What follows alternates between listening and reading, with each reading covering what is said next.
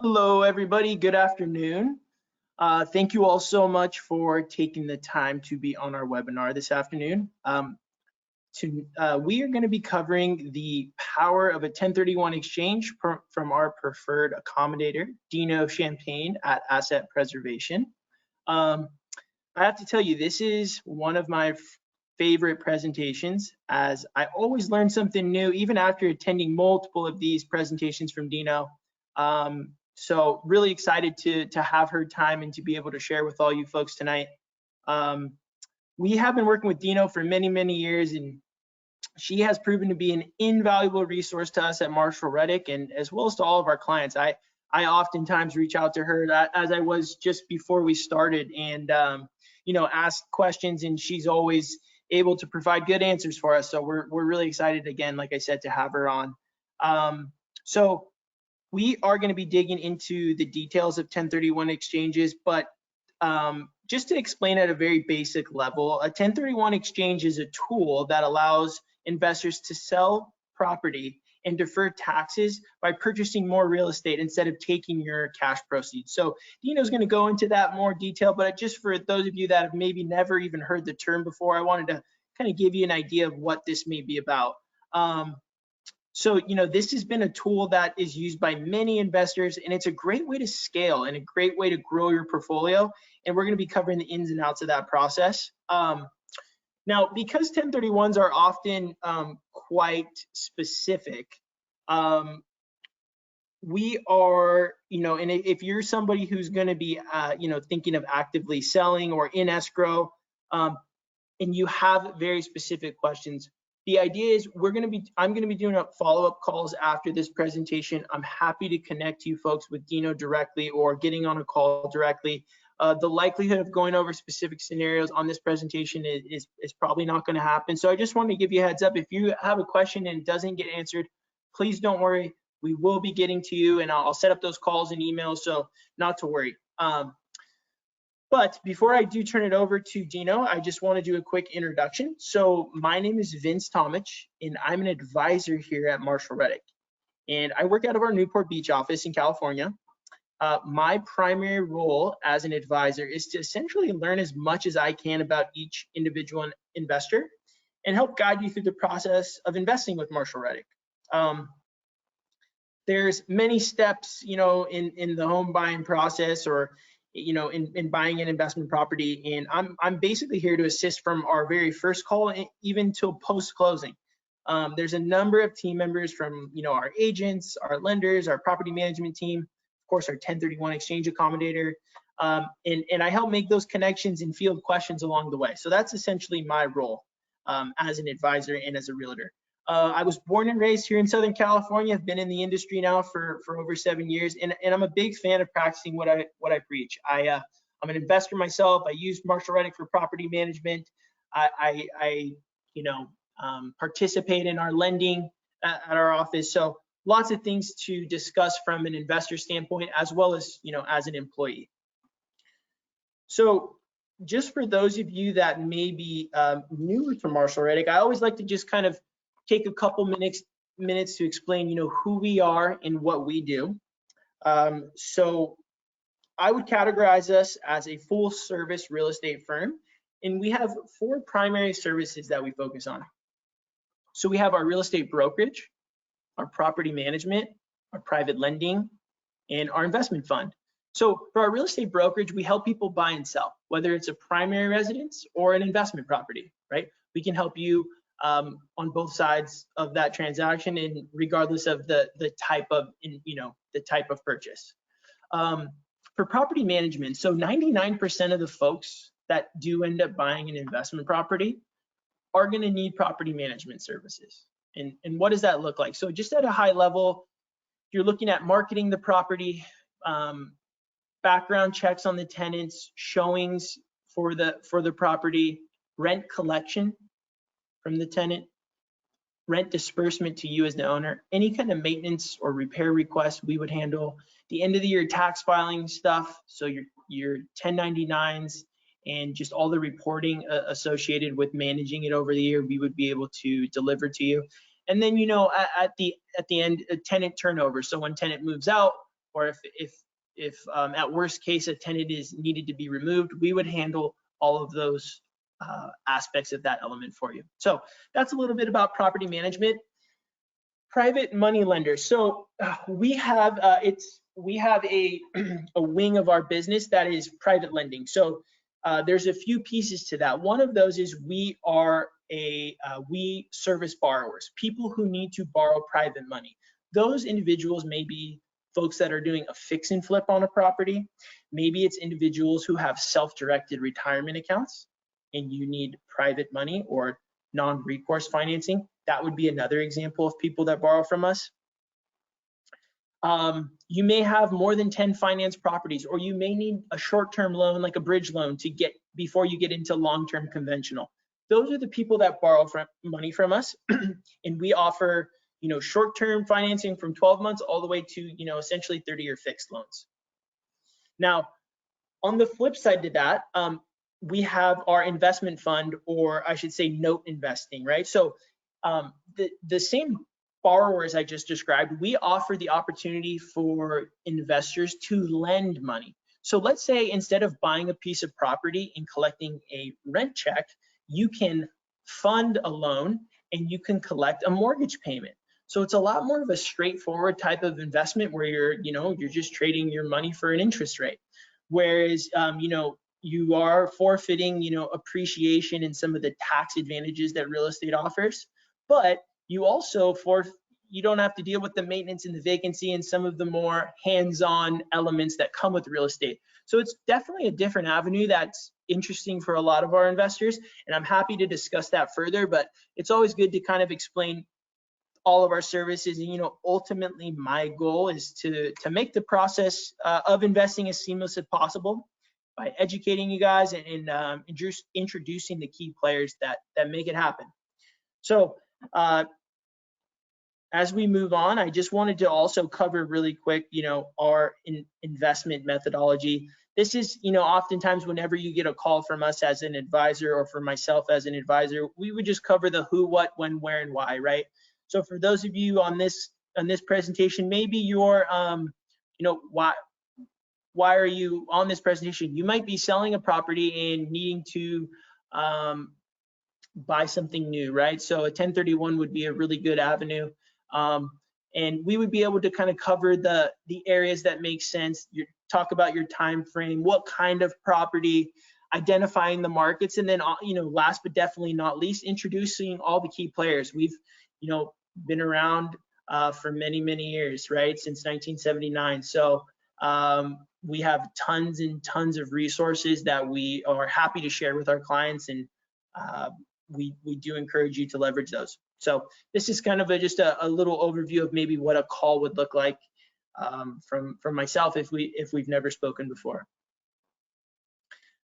Wanted to quickly cover our offices, right? So we are located in 11 different markets across 5 states, and these are all locations that Marshall Reddick has a physical brick and mortar, or at least a physical presence in the sense of agents or staff, right? So these are the areas that we focus on very heavily. So if these are of any interest, I definitely encourage you to reach out and we can discuss further. Now, some of you may be asking, why those markets, or how did we choose those markets? So, we have taken the time to vet out specific markets that we want to focus on. I think we can all agree that not every market across the US is a good market to invest in. And it's not to say that there are not other markets that also may be very good, but these are the markets that we can help in, right? There's a big part to our business, which is we help people purchase, but the bigger piece to that is managing that property after closing. It's not hard to connect you with someone to make an acquisition in maybe a quote unquote good market, but to find quality individuals to help manage and maintain that property year over year, that's really the secret sauce, I would say. So for us, there's only so much resources and bandwidth. So we're growing out our market slowly, but in order to do that, we definitely have to take care of what we have and expand and make those better. So that's a little bit about how we chose those markets, but you'll see here, we've put together some really key criteria that we feel support a strong investment market. As you can see, job market's important, low vacancy rate, economic diversity. We don't want to depend on one industry, housing affordability. So for those of you in Southern California, right, you know probably what I'm talking about. Price points are significantly higher here than maybe other places across the country. So it makes investing a little more challenging. Whereas, you know, we have other markets where that price point is a lot lower and it's much easier to get your foot in the door. So we also target areas that are landlord friendly, which is really important. You want strong education. And then, as I was briefly covering, last but not least, is reliable property management. So those are all key factors that we really stand behind and are the reasons why we've picked our markets. So again, for those of you that may be, you know, on this call because you are contemplating a 1031 exchange, I wanted to go over, you know, very briefly our markets, how we can help you, what we do, what our services are. But without further ado, I do want to turn this over to Dino, who's actually going to be going over the power of an exchange and the ins and outs of that process, so that in the event you do decide to execute an exchange, we have the resources to help take those next steps. So Dino, thank you so much for joining us, and I'll turn it over to you. Very good. Thanks, Vince. Welcome everyone on the 1031 35,000 view, foot view. As Vince mentioned earlier, we're going to go through the basics of the 1031. Certainly not going to be able to cover every aspect of this type of transaction, but I just want to give you enough information to understand, you know, what a 1031 is, how it works, what qualifies, and all the rules and guidelines that you have to comply with in order to not give the government any money. So what we're going to talk about today, hang on a second, I've got this slide to move. Okay. There we go. Okay. All right. So what I'm going to go over with is I'm going to talk about what the capital gain rates happen to be. We're going to go about what section 1031, what's like-kind property, the exchange equation, how the delayed exchange works with the identification rules, and then going to give you some tips on how to complete a successful 1031 exchange. So let's talk about the first thing. The reason people do 1031s is because they're deferring the tax on the gain of the sale of an investment property. So let's just sort of revisit what kind of taxes an investor would be looking at. When you own investment real estate, you have depreciation. When you go to sell the property, that depreciation that you've taken over the course of time has a tax rate, and that tax rate's at 25%.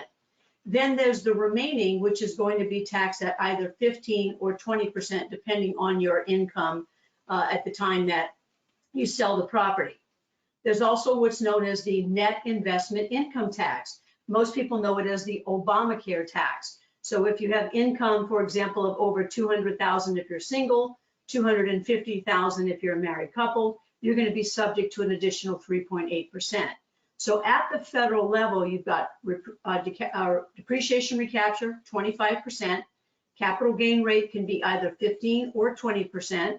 And then there's potentially the net investment income tax at 3.8. Now, there's some states that actually have zero state income tax. California is not one of them. And so state income taxes can range anywhere from 0 to 13.3%. So when an investor is selling investment property, these are the taxes that they're going to be subject to. The good news is that we have a tax code that's been around for a little more than 100 years that helps the investor reinvest, you know, their money into more property by deferring the tax on the sale of that property. So in any type of transaction, there's always going to be pros and cons. So let's talk about the advantages of doing a 1031.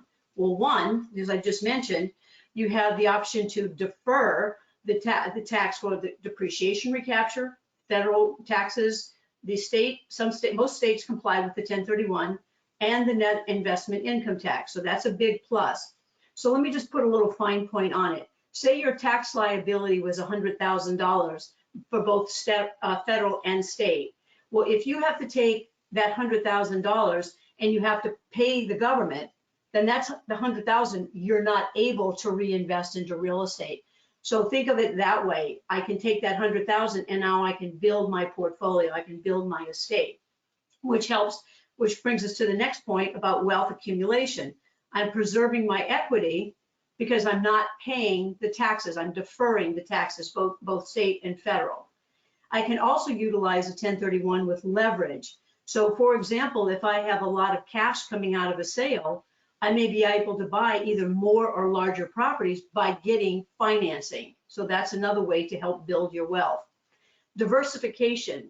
A 1031 allows you to diversify either geographically or through asset class. So in other words, if you're a California seller, you might want to say, I want to go reinvest my investment properties into either Florida or Tennessee or somewhere else where you could buy more property for less and then where we cash flow. So you get the advantage of diversifying. So as you can see, the 1031 is a national, it's not just state to state, it's a federal code. So you can go anywhere within the United States to do a 1031. Another advantage to a 1031 is estate planning.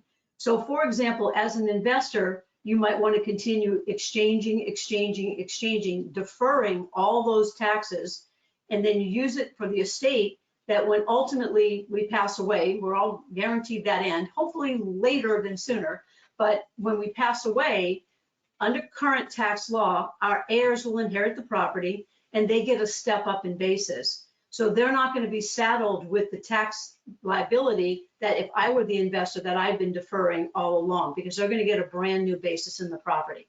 So those are the advantages of doing a 1031. So let's talk about the disadvantages. Well, one, there's going to be specific rules and restrictions that you have to comply with.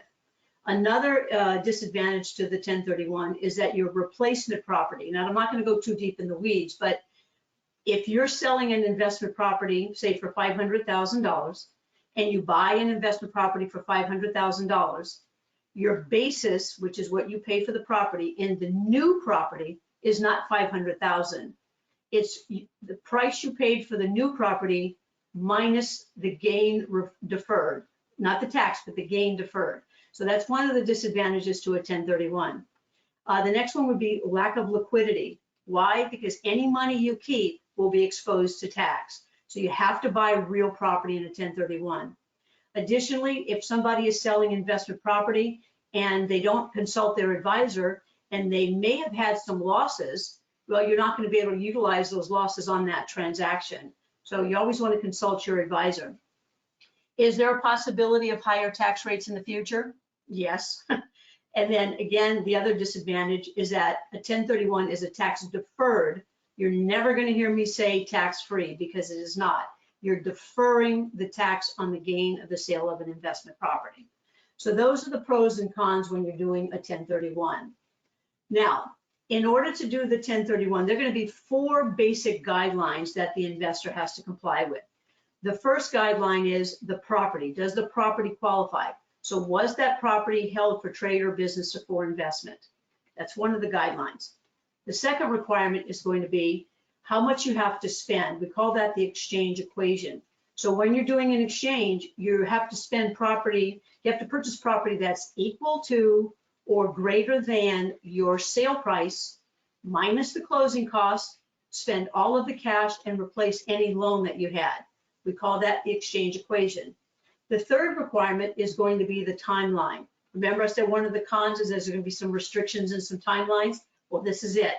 The government does not give you forever to do the exchange. So you're going to have some statutory timelines. You have 45 calendar days to identify. You have 180 calendar days to complete the exchange. Both the 45 and the 180 calendar days start at the closing of the sale. And then the fourth requirement is that you must identify the property or properties that you are going to purchase as a part of the exchange. So we're going to go through all of these guidelines, so we're going to break them down one by one. So let's talk about the property guidelines for a 1031. You've probably heard the term like-kind property. Now, sometimes people get very, very focused on the words like-kind. When we're talking about a 1031, like-kind basically means real property. So it must be bricks and sticks, it must be real estate. But when we say like-kind, think of it this way: investment real estate for investment real estate. Or if you're selling a property that you're operating your business out of and you want to buy another property to operate your business out of, that also qualifies for a 1031. So you're not limited to, say, selling a shopping center and you have to buy a shopping center, or if you're selling an apartment building, you have to buy an apartment building, or if you're selling raw land that you've held for investment, you must buy raw land. So just remember, the term like-kind property means investment real property for investment real property. Now, one of the requirements when we talk about like-kind, people sometimes ask, well, what about my principal residence? Does that qualify for like-kind in a 1031?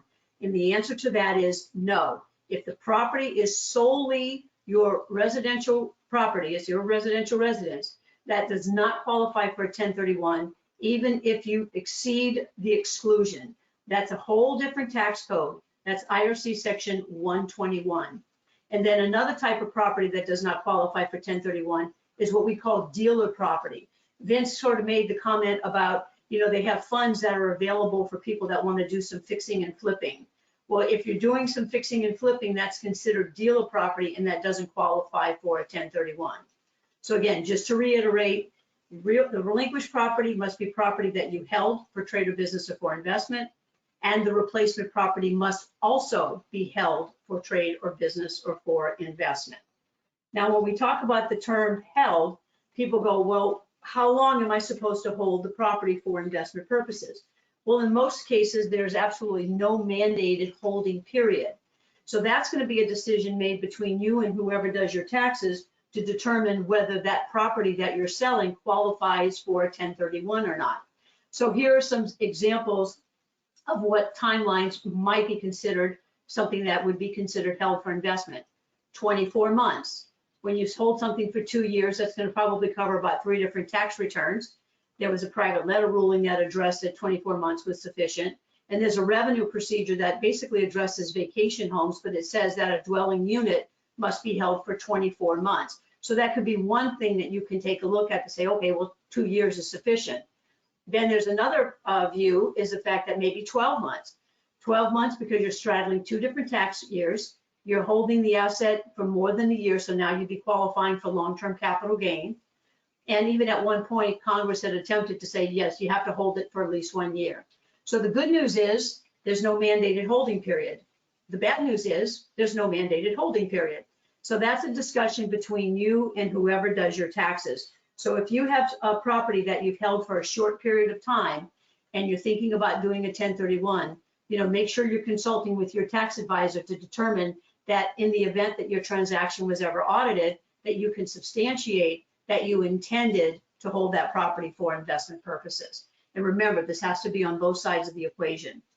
So that's what meets the property qualifications for the guidelines.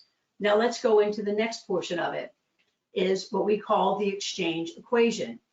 It's not uncommon when I have conversations with folks that say, well, don't I just have to invest the cash coming out of the transaction? Or, gee, isn't it just the gain that I have to reinvest? Well, when you're thinking about a 1031, think of it this way. In order for you to defer the gain on the sale of the property, the government wants you rolling everything over into the next property. So in other words, your basis, what you originally paid for the property and any applicable adjustments, plus the gain, move into the new property. So when we're talking about a 1031 and we say that you have to buy property for full tax deferral, you have to buy property equal to or greater than your sale price minus the closing cost and spend all of the cash and replace the debt, this is what it looks like. So in my example here, we have a property being sold for $900,000. The investor is buying, say, just one property. Now you can do this by buying multiple properties, by the way, but this example is showing you just one property.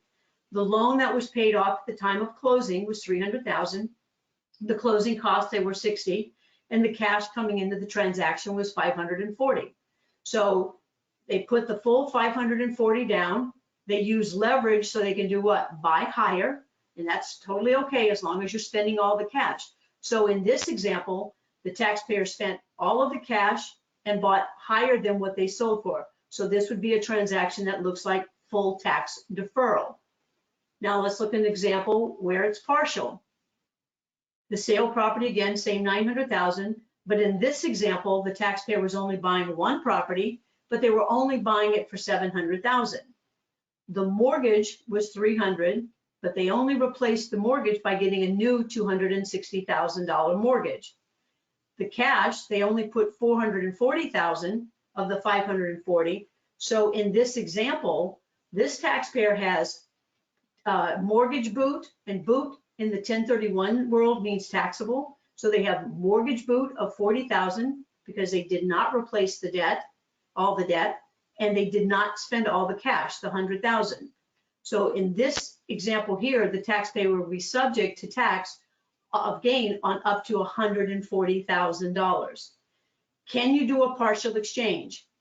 Yes, you can do partial exchanges.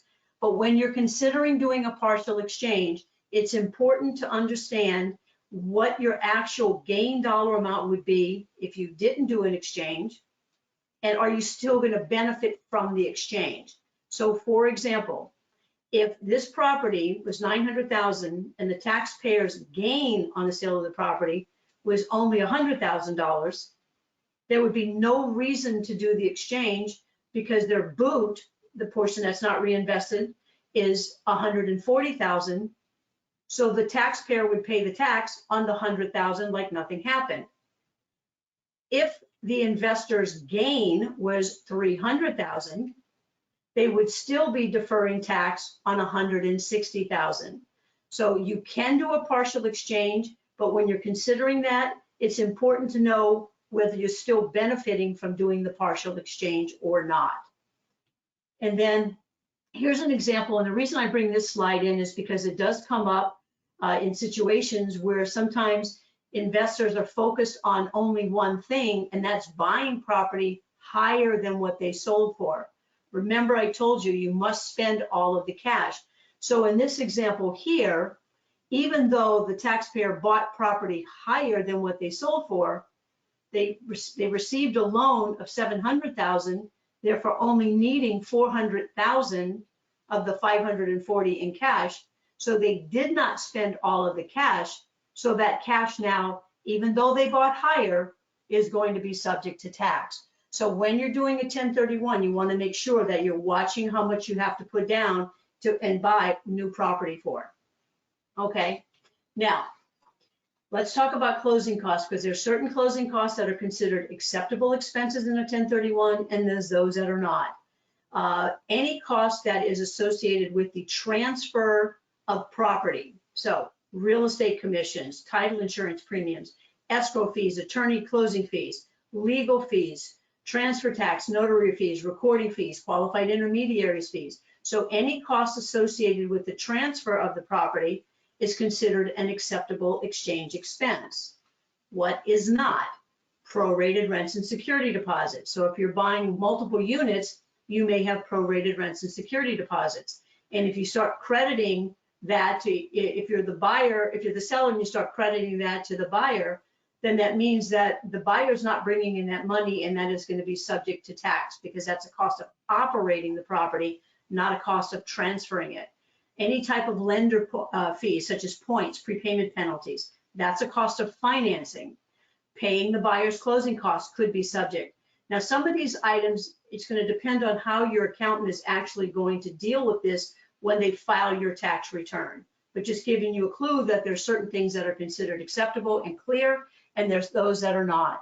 The lender fees, any kind of impounds like property taxes and insurance. It's not uncommon when you're buying new property and there's a lender, the lender's going to want some impounds. So they're going to say, usually depending on when you're closing, they may want 3 months or 6 months worth of property taxes or insurance.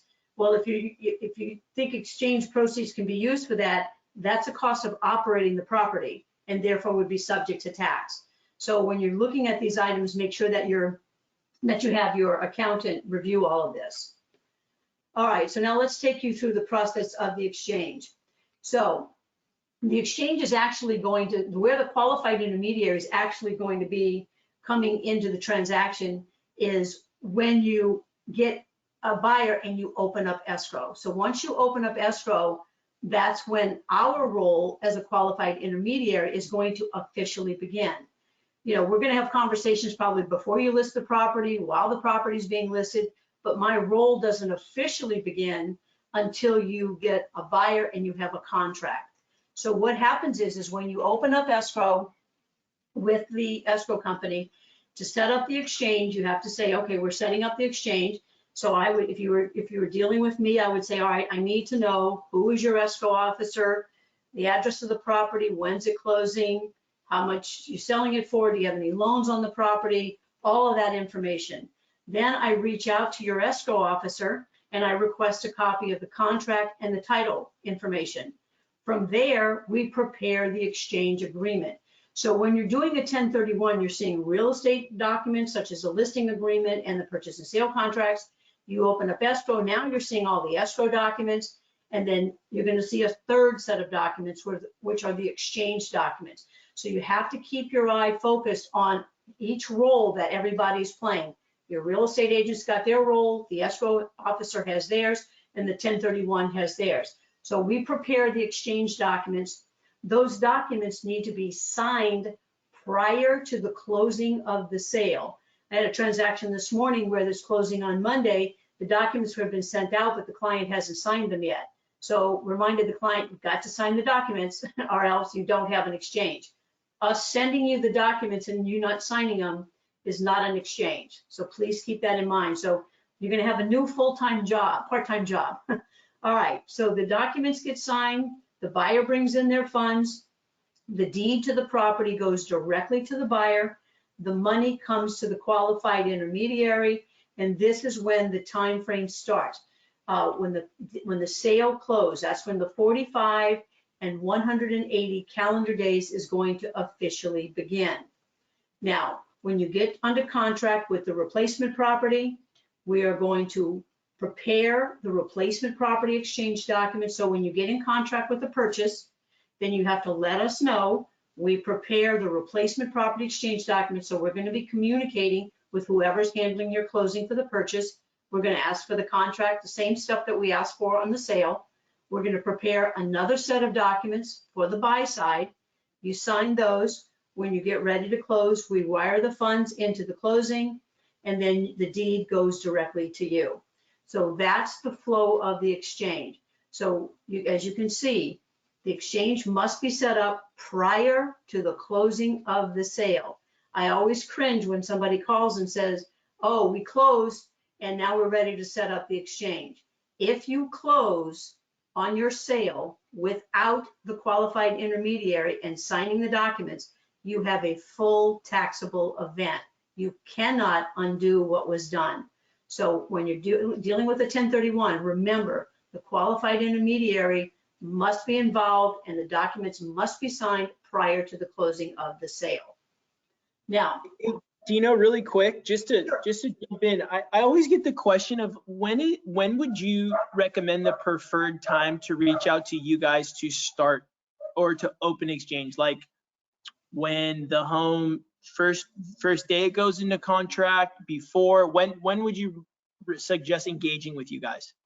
well, yeah, everybody's got a different feeling on that, right? If you have a 60-day escrow, you have plenty of time to set it up. If you have a 5-day escrow, it's going to have to be immediately. So you can open up the exchange. So if people are not sure what they're going to do ultimately, you can open up the exchange when you open up escrow. That's totally fine.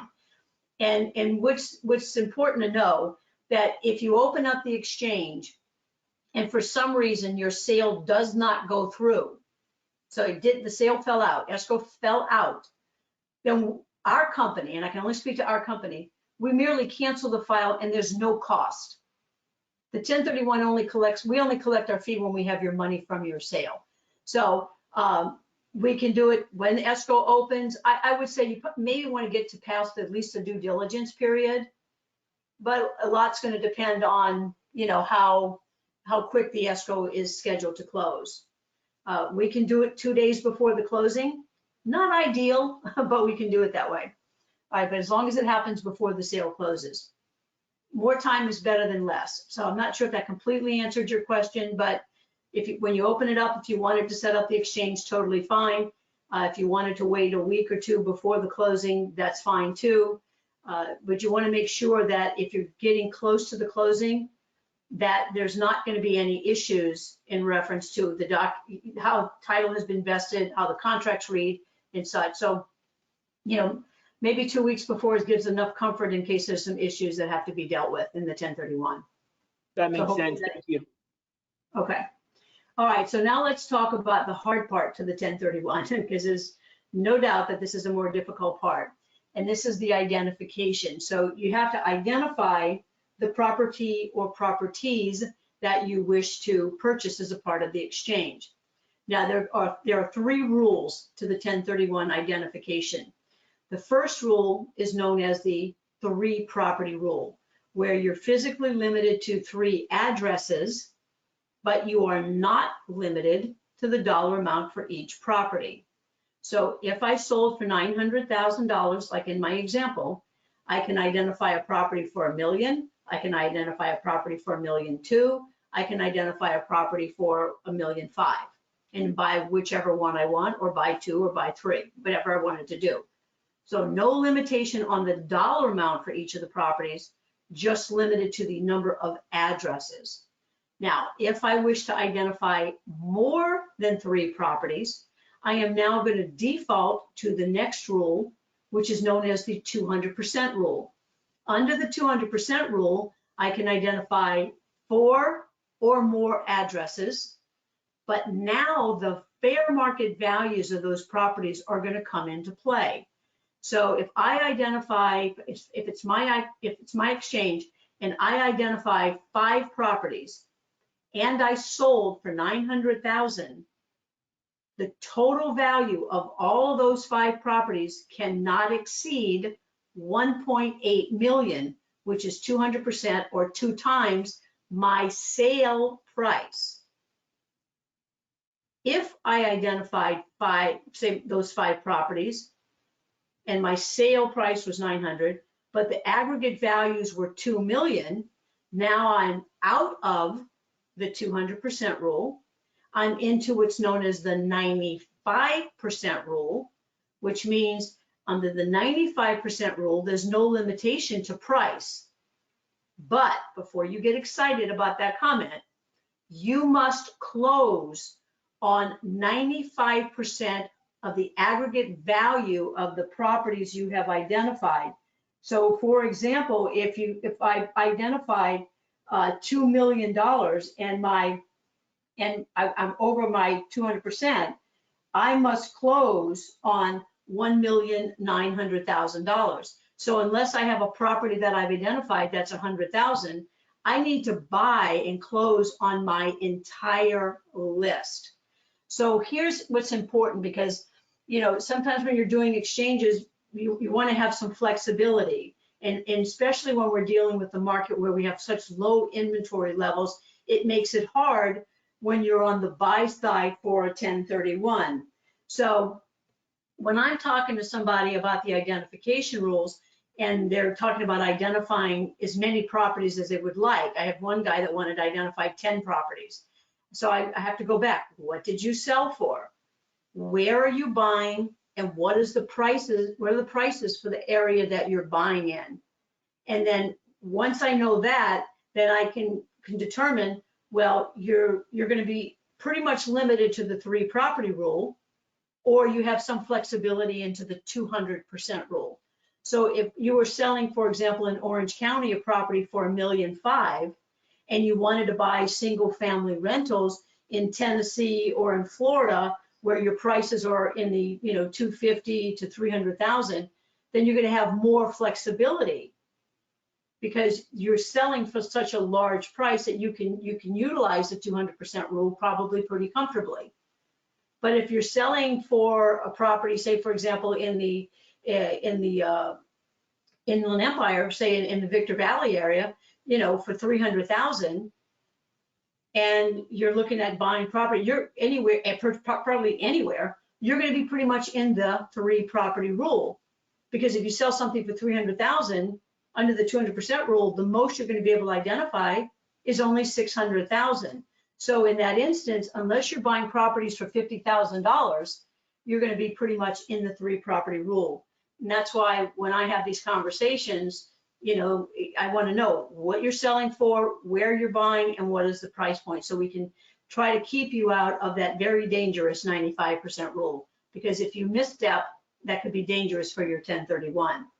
Now, when we talk about identifying, sometimes people think, well, if I'm in contract with the property, that's considered identified, right? No. There's a form that you typically fill out for the 1031. It's in writing. You have to unambiguously describe what you're buying. So in other words, 123 Main Street, anywhere, USA. You're going to put the dollar amount when you're identifying more than 3 properties. It has to be, you know, they say hand delivered, mailed, or sent. Typically, it's either emailed or faxed. It has to be received by midnight of the 45th day. Now, that 45th day may fall on a Saturday or a Sunday. You still must get it in by that day. So when somebody is doing a 1031 and their identification falls on a Saturday or Sunday, I recommend that they get their identification form in on Friday during business hours so we can take a look at it to make sure that it's filled out completely. So here's an example of what our identification form looks like so you can see what I'm talking about. Sometimes people will fill out the form and they'll put on there, you know, 123 Main Street, anywhere, but they forgot to put USA. Now, I'm not telling you you put USA, you put a state, all right? If you're sending in the ID at 11:30 p.m. on a Sunday because that's when it's due, we're not going to see that ID form until Monday morning.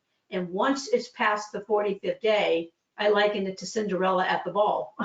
It's over. The pumpkin is, you know, the carriage is gone, the horses are gone, everything's gone. So you can't change anything after the 45th day. So that's why, to me, it's so important that you want to make sure that you're getting that ID.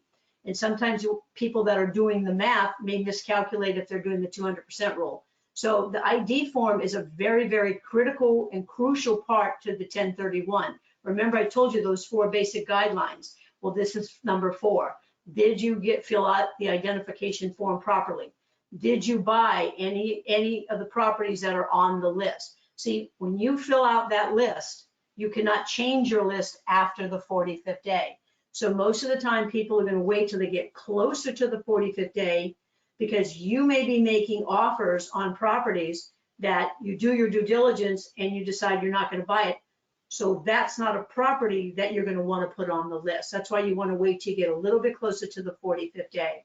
So the identification is a very crucial part to the success of the 1031. So, all right, so let's talk about a couple of other things. Multiple property exchanges. Sometimes we have folks that want to sell multiple properties because they're wanting to buy something larger. So if you have 3 small properties and you want to buy, say, a larger apartment building, when you sell the 3 properties and to do it in one exchange, so this is when you're putting all of it in one exchange file, the timeline for the exchange begins at the closing of the first property. So you want to make sure that your properties are going to close as close together as possible, because you cannot close on the purchase until all properties that you have in that exchange have closed. So all your sale properties must close. So when you're thinking about a multiple property exchange, it's really important to spend some time in understanding all the mechanics to it. Are they available? Yes, you just have to watch everything that's going on. It can get very challenging if you're trying to do this and you have properties in, say, three different states, and you're dealing with 3 different professionals and 3 different buyers. You know, so it can get a little interesting in that regard. Now, what we see more often is going to be people selling one property and buying multiple properties. All right. You're identifying all the properties. You have to close on that last property by the 180th day, and then that completes the exchange. So the timeline starts with the sale of the one, and you must complete all purchases by the 180th calendar day. When you're doing this type of an exchange, it's going to be very important to figure out which identification rule you're going to be using when you're doing the 1031, when you're selling one and buying multiple. Okay. So let me just going to give you my 5 tips to help have a successful 1031. The first one, which seems, it seems obvious, but it's not, is when you're considering selling your investment property, it's important that you consult either your CPA or whoever does your taxes. When, you want to find out, do I need to do an exchange? So that's the conversation you're going to have with that person. That person is going to know whether you need to do an exchange based on your tax situation. Is there gain on the sale of the property? Do you have any loss carryovers that you might be able to negate any gain on the sale of that particular asset that you can use? So if you have that option, then maybe you don't need to do an exchange because you can utilize some of those losses.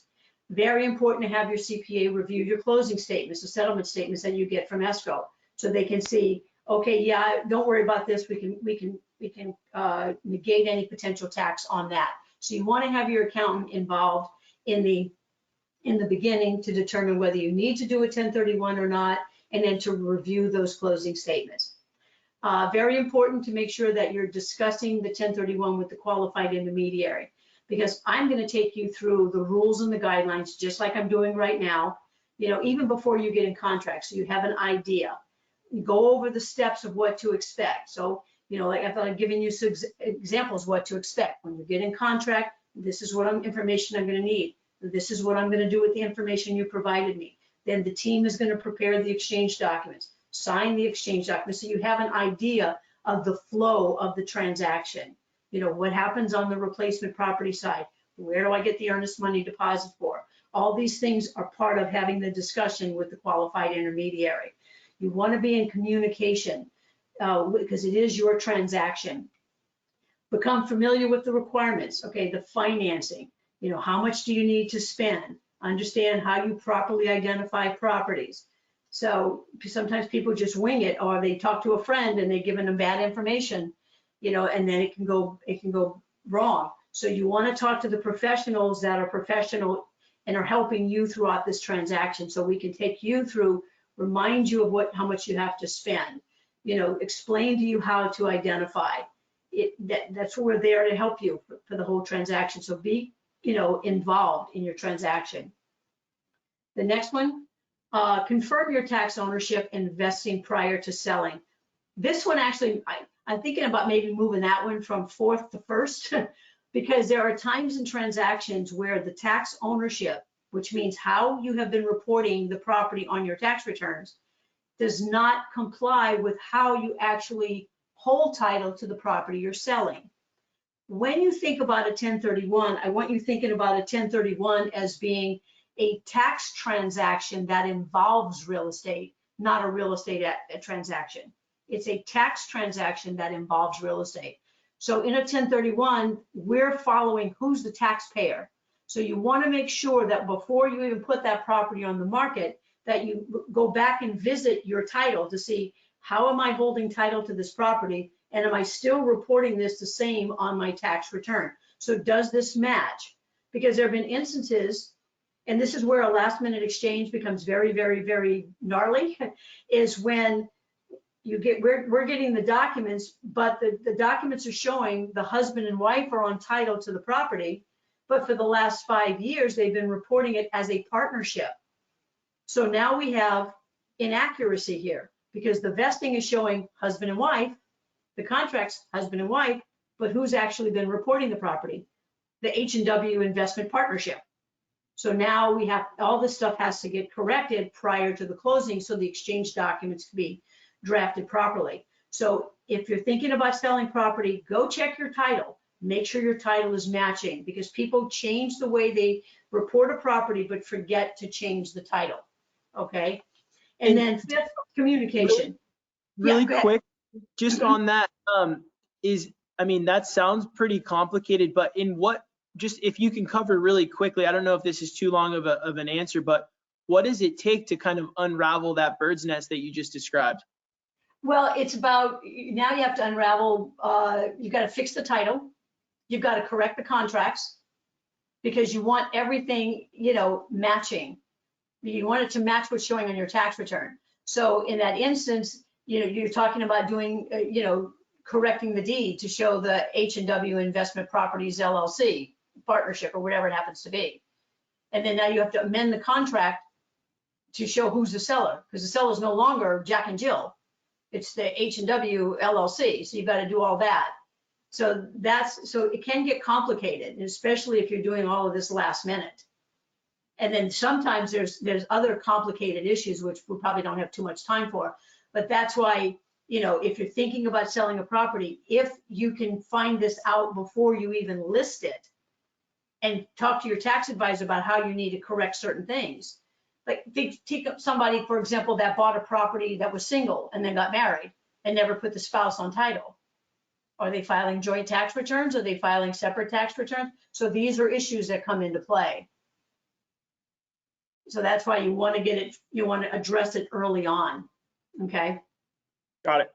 All right. And then the last, it'd be communication. You need to be proactive in your transaction. So, you know, always ask questions. It's your transaction. The success of it depends on your involvement as well. So be proactive, stay on top of things, know your timelines, you know, make sure that you're getting all the documents signed. If you have questions, please make sure that you're asking them, because we're not mind readers for sure. So we don't always know what you don't know. And here's the thing, even if you feel like you've asked the same question over and over and over again, which by the way, you will not be the first nor the last, because I get sometimes the same question, I don't know, 5 or 6 times. This is not what you do for a living, it's what we do for a living. So what we try to do is guide you through this process, but you need to communicate when you're in doubt. So if you have any questions, you know, it's your transaction, stay active, and then make sure that you're asking the questions. So that pretty much concludes my part. Awesome, Dina. Thank you so much. That is, like I said, invaluable information. I'm definitely one of those people that ask the same question probably over and over, and it's just so helpful to kind of get constant refreshers and to have your guidance on this. So we really appreciate your time. So guys, as you know, Marshall Reddick is a home for a lot of education. Webinars like this, we do live presentations. There's tons of articles on our website. I will guide you to one of our ebooks, or our Marshall Reddick property rating ebook, which you can find down below. There's a link here. It's free. It's definitely something that I would encourage you to read. When you're looking at our properties online, you'll see a property class designation by every property. And this short ebook will just give you the information needed to better understand what constitutes A, B, C, D luxury and what that means to you as an investor. So for those of you that are on this webinar that are looking for more education, I think this is a great quick read for you. Also, any past events, or at least any past webinars or articles that we've written, we keep it all on our website. It's www.marshallreddick.com, and if you just click the Learn tab there on the top, you'll be able to go through our recent posts. We're doing multiple webinars and events a month, so I do encourage you folks that are interested in this to take some time to review. There's plenty of other topics and markets that we cover, so yeah, you can't get through all the information. So this is my contact. Again, my name is Vince Tomich. I am going to be doing follow-ups after this presentation, most likely starting tomorrow, and we'll just be reaching out to see if there's any specific situations that are active that you guys may need assistance on, whether it's just general questions that you have. Nonetheless, the process is definitely something that we can help with. And Dino, we want to thank you so much for taking the time this afternoon. And thank you everyone for joining us. Thanks, Vince. You got it.